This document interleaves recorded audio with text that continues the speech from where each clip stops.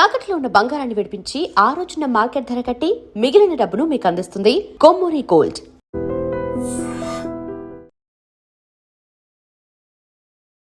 నమస్తే, welcome to iDream inside politics with Kavitha. మనతో పాటుగా ఉన్నారు TPCC chief and MLC Mahesh Kumar Goud గారు. మహేష్ గారు నమస్కారం.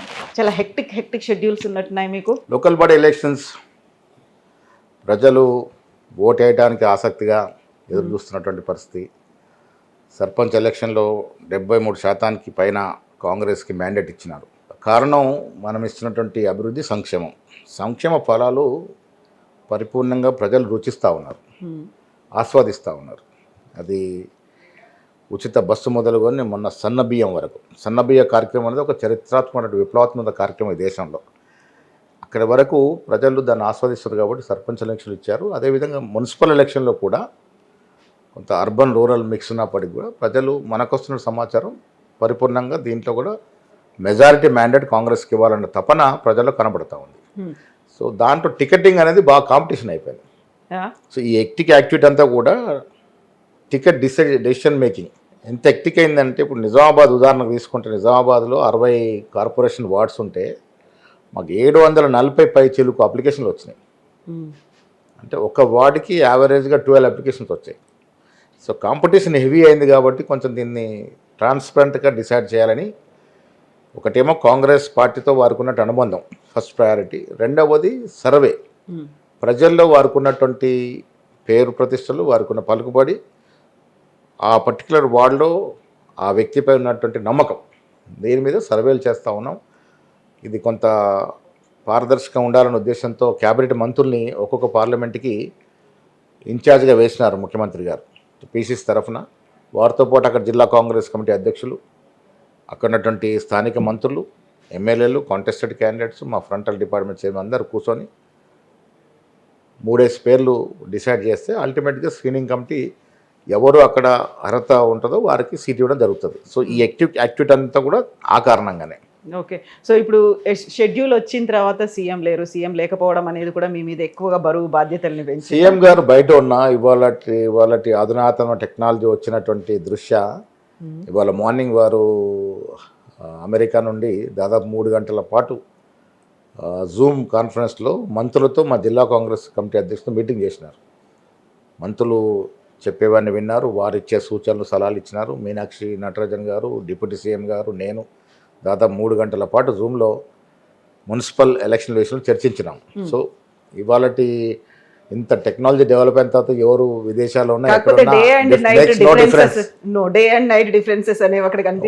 కానీ కొంత 10-20% కొంత గ్యాప్ వస్తుంది. ఓవరాల్గా యాక్టివిటీ ఎక్కడ అవ్వట్లేదు. అక్కడ ఉండి కూడా వారు అన్నీ కూడా మానిటర్ చేస్తూ ఉన్నారు, ఎప్పటికప్పుడు మంత్రులతో మాట్లాడుతూ ఉన్నారు, నాతో సంప్రదిస్తూ ఉన్నారు. So it's going smooth.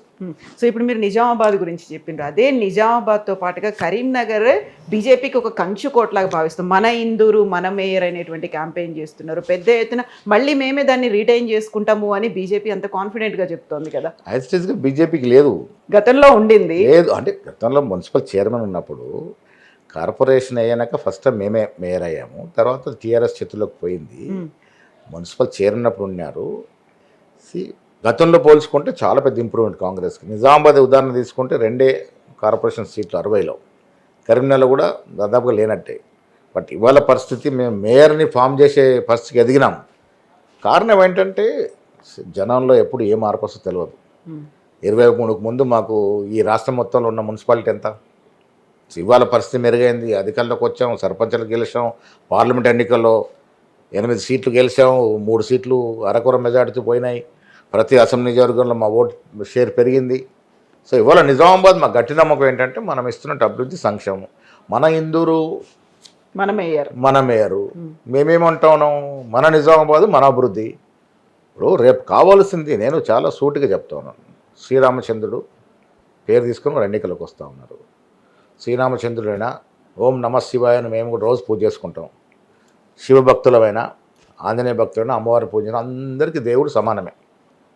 ఒక బీజేపీ వారికి దేవుడు కాదు. వారు ఎలా దాన్ని ఓన్ చేసుకుంటారు? నేను మా నిజామాబాద్ ప్రజలకి ఒకటే ప్రశ్న, మనకు కావాల్సింది నిజామాబాద్ అభివృద్ధి. వాళ్ళ నిజామాబాద్ కాంగ్రెస్ పార్టీ అధికారంలో ఉంది. మేము అధికారంలోకి వచ్చిన తర్వాత అక్కడ ఇంజనీరింగ్ 35 ఏళ్ల కళ ఇంజనీరింగ్ కళాశాల తీసుకొచ్చాం. అసలు ఊహించిన విధంగా అగ్రికల్చర్ కళాశాల తీసుకొచ్చాం. దాదాపు 650 కోట్ల రోడ్లు ఇప్పుడు జరుగుతూ ఉన్నాయి.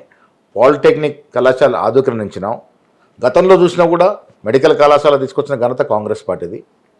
ఇరిగేషన్ ప్రాజెక్ట్ తీసుకొచ్చిన ఘనత కాంగ్రెస్ పార్టీది. తెలంగాణ యూనివర్సిటీది రాజశేఖర్ టైంలో తీసుకొచ్చిన ఘనత కాంగ్రెస్ పార్టీది. టీఆర్ఎస్ హయాంలో ఏం తెచ్చారు జిల్లాకి? నేను ఇవాళ రిజర్వ్ ప్రజలు ఒకటే అడుగుతా ఉన్నాను, అభివృద్ధి కావాలా వద్దా? మనకు అభివృద్ధి కావాలి. మన నగరం ఈ దేశంలో ఉన్నట్టు మేటి నగరాలతో పోటీ పడాలి. మన పిల్లలకి భవిష్యత్తు కావాలనుకున్నప్పుడు ఏం చేయాలి? అభివృద్ధిని ఆకాంక్షించే పార్టీలు ఎన్నుకోవాలి. ఆ దశగా ఆలోచించే పార్టీ కేవలం కాంగ్రెస్ పార్టీయే. కులాలకి, మతాలకి, ప్రాంతాలకు అతీతంగా నగరాల అభివృద్ధి జరగాలనేది మా ఆకాంక్ష. ఆ దశగానే మేము ఓటు అడుగుతా ఉన్నాం. మన నిజామాబాద్ మన అభివృద్ధి, మన నిజామాబాద్ మన పిల్లల అభివృద్ధి, పిల్లల భవిష్యత్తు ఆ నినాదంతో ఓట్లు అడుగుతాం మేము. సో ఇప్పుడు